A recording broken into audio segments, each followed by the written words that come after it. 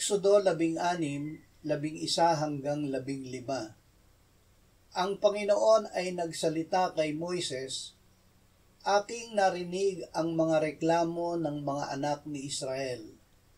Sabihin mo sa kanila, pagsapit ng gabi ay kakain kayo ng karne, at kinaumagahan ay magpapakabusog sa tinapay, at inyong makikilala na ako ang Panginoon ninyong Diyos. Nang sumapit na ang gabi, ang mga pugo ay umahon at tinakpan ang kampo, at sa kinaumagahan ay nakalatag sa palibot ng kampo ang hamog. Nang pumaitaas na ang hamog, may nakalatag sa ibabaw ng ilang namunting bagay na bilog at kasinliit ng namuong hamog sa ibabaw ng lupa. Nang makita ito ng mga anak ni Israel ay sinabi nila sa isa't isa, "Ano ito?"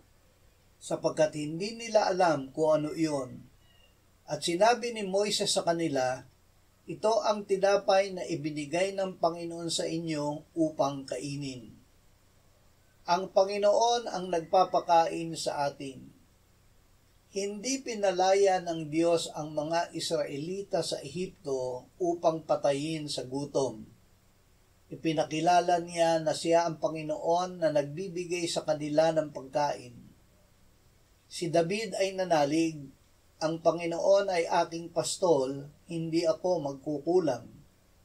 Sinabi ng Panginoon sa pamamagitan ni Isaias, "Huwag kang matakot sapagkat ako'y kasama mo. Huwag kang mabalisa sapagkat ako'y Diyos mo. Aking palalakasin ka. Oo, ikaw ay aking tutulungan. Oo, ikaw ay aking aalalayan ng kanang kamay ng aking katuwiran."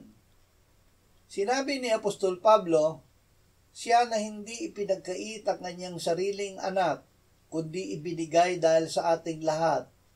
Bakit naman hindi ibibigay sa atin ng walang bayad ang lahat ng mga bagay?